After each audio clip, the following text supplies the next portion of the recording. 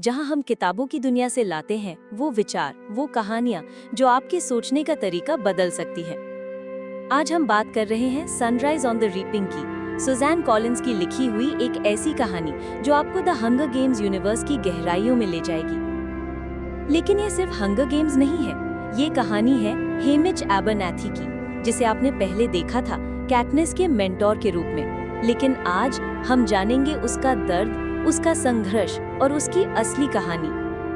तो चलिए दोस्तों, डूबते हैं इस अद्भुत और गहराई से भरी किताब में। सुज़ैन कॉलिंस, जिनका नाम ही आज डिस्टोपियन फिक्शन की पहचान है, उन्होंने 2025 में सनराइज ऑन द रीपिंग को रिलीज किया था। ये किताब हंगर गेम्स यूनिवर्स की दूसरी प्रीक्वल है। पहली prequel the ballad of songbirds and snakes ने प्रेसिडेंट स्नो के अतीत को उजागर किया था, और अब ये किताब हमें ले जाती है 50वें हंगर गेम्स में, जिसे क्वार्टर क्वेल कहा गया।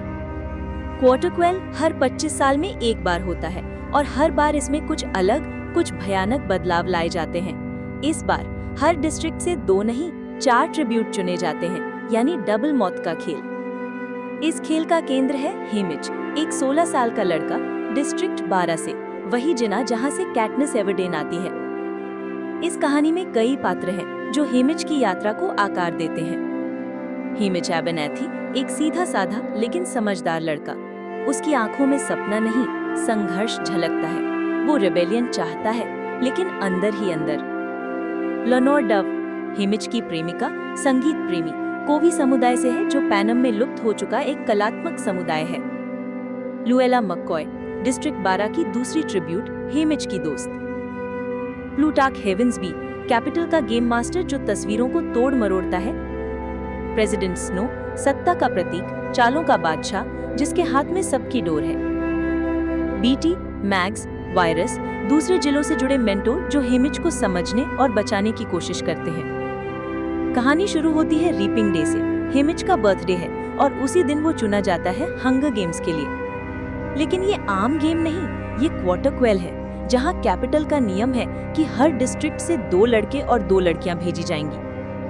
इस भयानक ट्विस्ट के बाद हेमिच का नाम निकलता है और यहीं से उसकी जिंदगी की सबसे बड़ी लड़ाई शुरू होती है। कैपिटल की ट्रेन में हेमिच को एहसास होता है कि ये खेल सिर्फ तलवारों और जहर का नहीं, ये खेल है दिमाग का, मनोवैज्ञानिक युद्ध का और प्रोपेगेंडा का। कैपिटल में पहुंचते ही ट्रिब्यूट्स को तैयार किया जाता है, जैसे सर्कस के जानवरों को। परेड में कपड़े, चेहरे, हाव-भाव सब कैपिटल के कंट्रोल में है।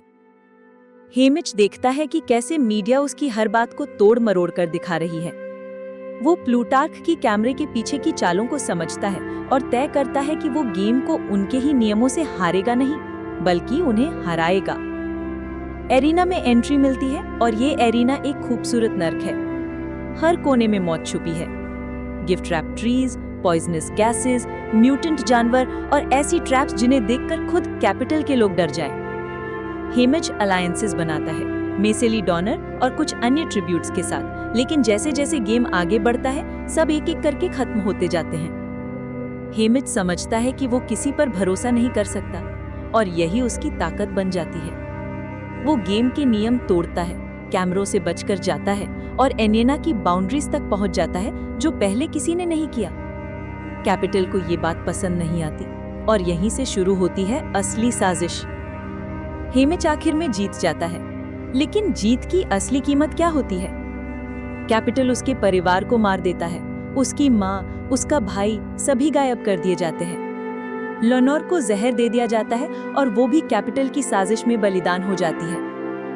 हेमिच जीत कर भी हार चुका होता है। इस कहानी में सिर्फ हंगर गेम्स नहीं है, इसमें है बड़े और गहरे संदेश। मनोवैज्ञानिक युद्ध, कैसे सत्ता आपको तोड़ती है बिना हथियार उठाए। मीडिया और प्रोपेगेंडा, एक तस्वीर की सच्चाई और उस पर सत्ता का नियंत्रण। शक्ति और प्रतिरोध, हेमिच एक बाहरमुखी क्रांतिकारी नहीं है, लेकिन अंदर ही अंदर वो सिस्टम को चुनौती देता है। प्यार और क्षति, लेनोर का जाना, परिवार का टूटना हमें ये दिखाता है कि युद्ध में कोई सच में नहीं जीतता। जब हम कैटनिस को हंगर गेम्स में देखते हैं, तो हेमिच उसके मेंटोर के रूप में आता है, थका हुआ, टूटा हुआ, लेकिन अंदर से अभी भी जागरूक।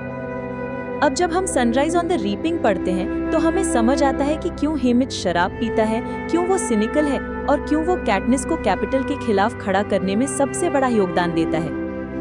वो खुद रिबेलियन नहीं कर सका, लेकिन उसने उसे जन्म जरूर दिया। तो दोस्तों, कैसी लगी आपको हेमिज की ये अनकही कहानी? क्या आप मानते हैं कि असली हीरो वो होते हैं जो सब कुछ खोकर भी सही के लिए खड़े रहते हैं? अगर ये कहानी आपको छू गई हो तो इस वीडियो को लाइक करें, कमेंट में अपनी राय दें और स्मार्ट रीड्स को सब्सक्राइब जरूर करें। अगले वीडियो में हम बात करेंगे रिबेका यारोस की किताब फोर्थ विंग की। तब तक पढ़ते रहिए, सोचते रहिए और खुद को स्मार्ट रीड्स के साथ स्मार्ट बनाते रहिए। धन्यवाद।